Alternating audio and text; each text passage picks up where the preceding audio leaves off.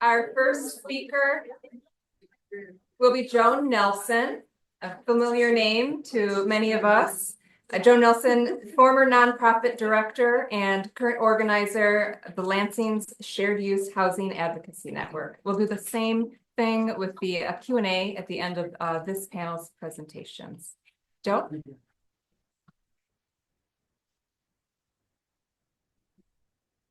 Thank you. Well, hello, Morning. and thank you, AgeAlive, for inviting me to attend today, and really delighted to be here with all of my fellow panelists over here, many of whom, most of whom, are part of the Shared Use Housing Advocacy Network. So we're really thrilled to be able to present to this very eclectic group today. We're going to start with a very brief history of the general living circumstances of elders over the last 150 years. It's a bit more complex and varied than we may realize, and it's going to be a very brief history. So in the agricultural economy of pre-industrial 19th century America, older adults generally lived with family in multi-generational households. If you happen to be a loner, not have family as you aged, at the point where you were no longer able to work and be productive and take care of yourself, you were usually sent to the dreaded poorhouse or the almshouse or the county infirmary. With the rapid urbanization of the late 19th and into the 20th century, we experienced what is sometimes referred to as the golden age of shared living. With this rapid urbanization, it was caused, of course, by the influx of a flood of immigrants from all over the world, taking up residence in the old row houses and the townhouses and the brownstones in American cities. And these houses, these old houses, were of a flexible enough structure that they could be easily divided into multi-generational units and into boarding houses.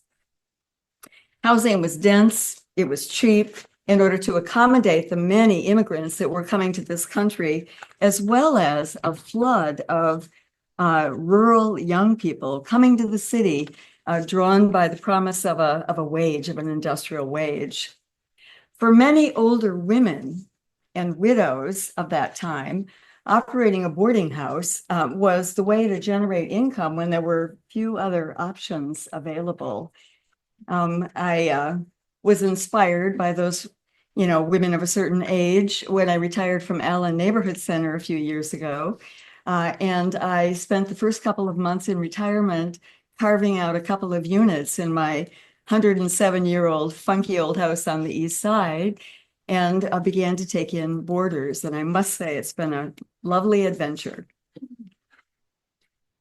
It's there were boarding houses were also not just run by older women, they were also a respectable place of lodging for young women, especially those young women coming in from the country. In fact, organizations like the YWCA got its start in those days by providing highly supervised lodging for young women coming in from the country. In fact, it was so highly supervised that they earned the nickname bricks and mortar chastity belts.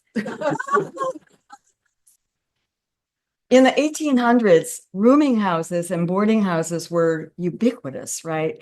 Wendy Gamber, who's written The 19th Century Boarding House, suggests that between 1/3 and 1/2 of urban dwellers in America in the 1890s either operated a boarding house or were boarders in one of them. In Lansing, most of the Michigan legislators of the day lived in boarding houses in and around the Capitol. In fact, every January, they would put out a sheet that named each of the legislators and the boarding house in which they resided with the addresses. Co-ops also dated from the 1800s, another form of shared use housing. When in cities like New York and in Boston, owners of companies would actually build co-op housing of varying quality for their workers, for employees. Carriage houses and lane houses were the ADUs of the day, and they date from that period, backyard granny flats. So again, the golden age of shared use housing. Living alone at that time was really stigmatized, and if you were a single, you generally bunked in with a family. Fewer than 3% of adults at that time lived alone. 3%, right? So today, that number is 28%. 28% of adults in America live alone. And if you're older, it's even higher. In fact, if you're 75 and older, about 43% of us live alone. It gets even higher if you're 80 and older, interestingly. So in any case, living alone in those days was just really much, much less of an option, much more so today. And then we experience the rise of the single family home, right? Beginning after World War I and then really accelerating after World War II, single family homes became the dominant form of housing that was being built, across the country. This represented a never before seen expansion of housing in this country, allowing many more, mostly white people, to become homeowners. It also involved the development over time of aggressive zoning codes that outlawed, in many cases, multifamily buildings, boarding houses, SROs, or single room occupancy, apartment hotels, while prioritizing single family homes. These new zoning codes reinforce class and race segregation across America. The suburbs grew, became wealthier and whiter than city centers. And by the 1980s, multi-generational housing hit its lowest point in American history, and the average household size began a steep decline. All of this brings us to a point today where 75% across the nation, 75% of land zoned for housing in cities, it's over 80% in Lansing, is reserved exclusively for single family homes. And yet, less than 40% of households in America involve parent or parents and children under 18. 40%. Huge demographic mismatch, right? That fails to take into account the wide variety and constellation of housing today. So, where else are we today in terms of older people? There are 58 million of us, right? Fastest growing sector, obviously, of the population. Our numbers are still increasing.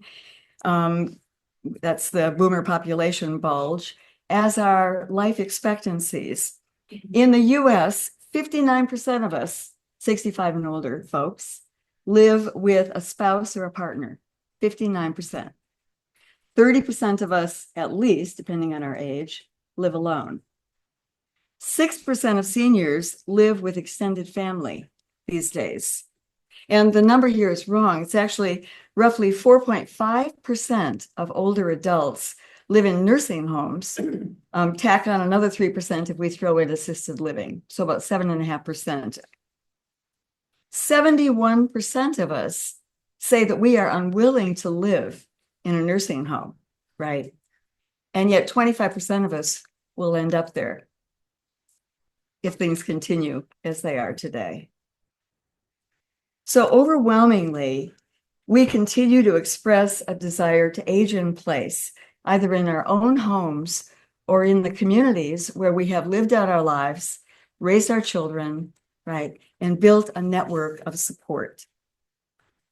And adults aging in place are doing so at a more and more advanced age.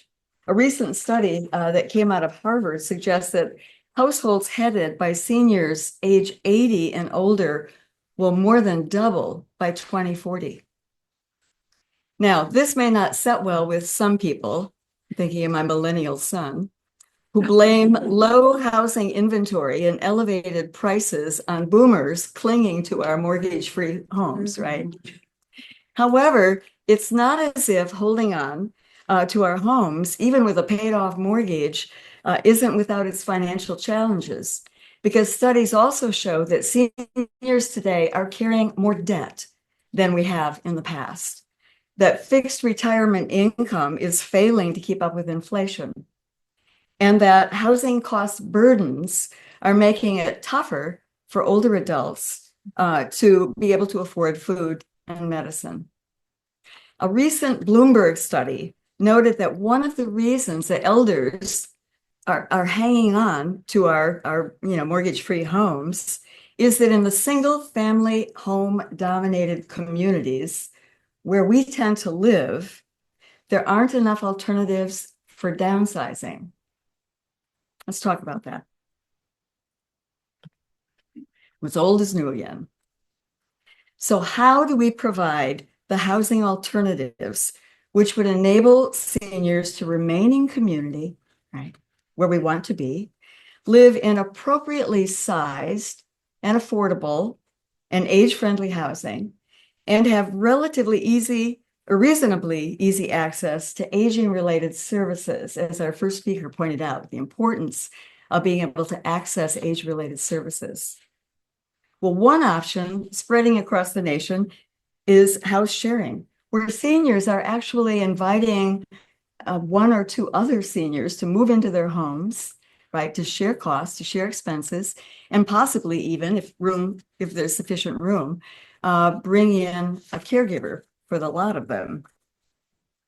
Multi-generational housing, after hitting its low point in 1980, is also on the rise. In 2021, nearly 11 million older adults lived with at least one adult relative, up more than 80% since 2006.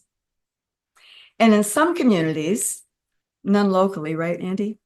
Seniors are creating duplexes from their single-family homes, are downsizing their personal living space while creating a rental option for somebody else and additional income for themselves.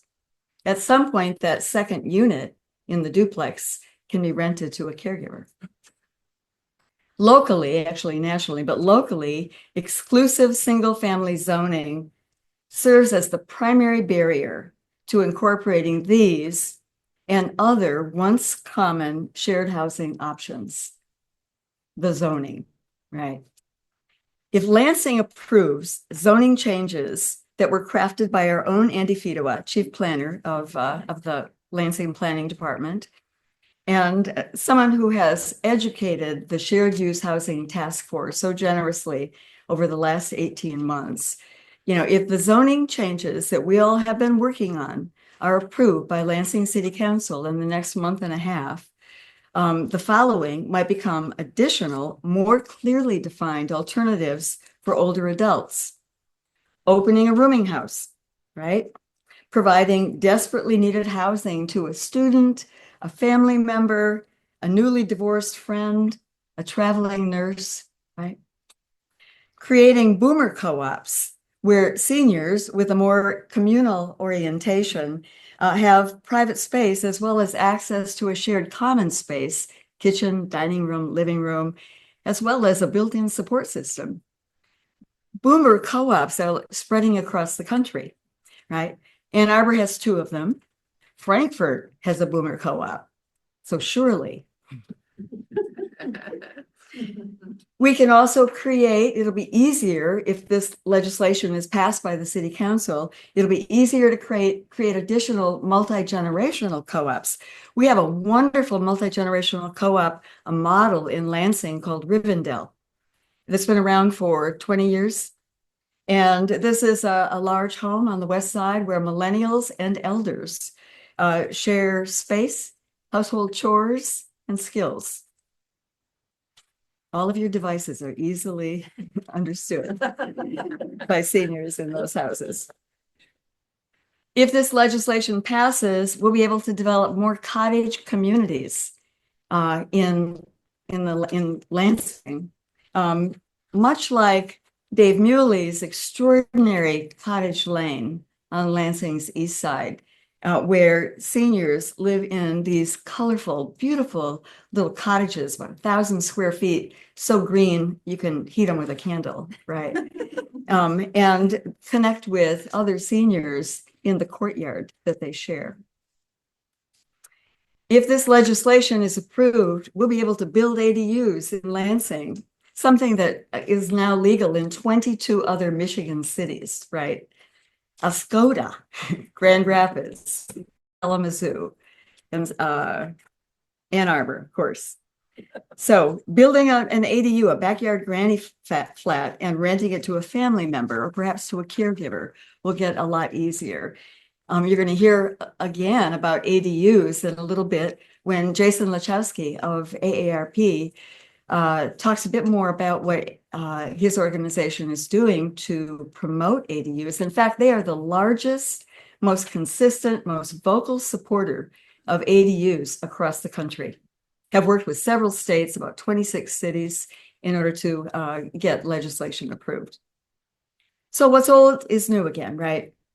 These shared use housing options of yore can help reestablish housing density in our urban centers, housing diversity, affordability, and community. And what is shared by most of those options, boarding houses, rooming houses, co-ops, ADUs, is that they are most often community initiated. They are bottom up and incremental. A lot of the housing that is built, oh, I'm so glad I didn't realize we had a 5-minute warning. Thank you. You know, what the decisions about where housing is built, how large it is, how tall it is generally made by, large developers and the banks, right? But shared use housing of the sort that we're describing is much more likely to be initiated by smaller incremental developers who often live in the neighborhood that they're working on. These options are respectful of physical and social characteristics of a neighborhood. They're not jarring. It's not like building a 6-story at the end of the block, right? Co-ops are not that startling. Nobody knows on my street that I have well, they all know that I have a boarding house, but a rooming house, but it's not noticeable to the passerby. All of these generally, kind of gradually thicken a neighborhood. They gently densify urban communities in pretty painless ways.